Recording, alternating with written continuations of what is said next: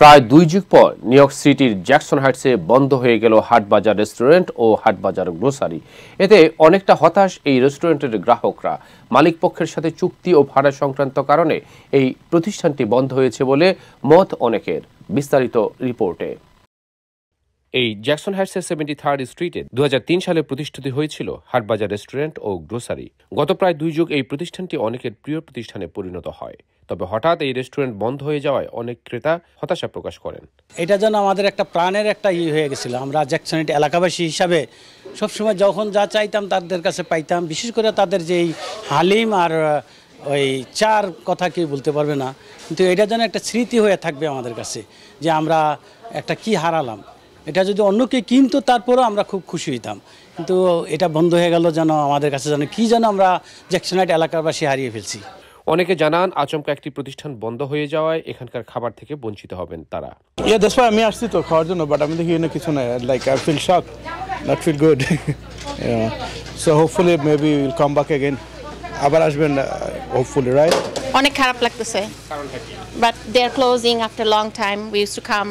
I love the Kolija Shingara, but came from all the way from Connecticut, but I just saw they are closing. এই জন্য অনেক খারাপ লাগতেছে। অনেকের প্রত্যাশা আবারও শুরু হবে এই হাট বাজার। না, এটা আমাকে খারাপ লাগতেছে। বাদল ভাই অ্যাকচুয়ালি ভেরি নাইস পারসন, আমি ওনার জন্য আসি এখানে। এমন একটি ব্যবসা সফল প্রতিষ্ঠান আচমকা বন্ধ হয়ে যাওয়ায় নিজেদের কষ্টের কথা জানান কেউ কেউ। আমি দাদা অলমোস্ট 22 বছর কাজ করছি এখানে, খুবই খারাপ লাগতেছে। আমি এই দোকানের স্টার্টিং থেকে এই পর্যন্ত কাজ করে আসছি। প্রথম আমেরিকা আসছি 2007-এর 26 তারিখে, 1 তারিখে কাজ জমা দিয়েছি। আমি 1 মাস কাজ করলাম, চলে গেছি অন্যদিকে। পরে আবার ওই 20 বছর আবার আসছি আর কি। তো নিজের খারাপ লাগে আর কি, এই আর কি। আশা করি ইনশাল্লাহ যদি আমি ইচ্ছা যাই যেন আলোচনা আবার দোকানটা আবার ফিরতে পাই আমরা আর কি। এত আমার আশা আর কি। এদিকে এই প্রতিষ্ঠানে কাজ করতেন অনেকেই। হঠাৎ করে প্রতিষ্ঠানটি বন্ধ হয়ে যাওয়ায় বেশ কষ্ট পেয়েছেন বলে জানান এখানে কর্মরত লোকজন। পুরো নিউ ইয়র্কবাসী সবাই এখানের চা এবং হালিম সবচেয়ে বিখ্যাত। সবার মনে মনে একটা হাহাকার যে আমরা এখন জ্যাকসন হাইট গিয়ে খাবো কোথায়। এই যে হালিমটা কেন কীভাবে খাবো? লাস্ট 1 সপ্তাহ মানুষ, এত পরিমাণ মানুষ আসছে হালিম খাইতে বা রেস্টুরেন্টের খাবারটা শেষবারের মতো খাইতে। তো সবার ভিতরে একটাই হাহাকার, এই জিনিসটা আর পাবো না।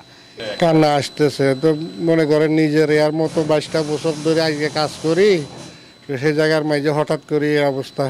তো আমাদের সিচুয়েশনটা তো কি বোঝে নেই, কি করব, কিছু করার নাই আমাদের।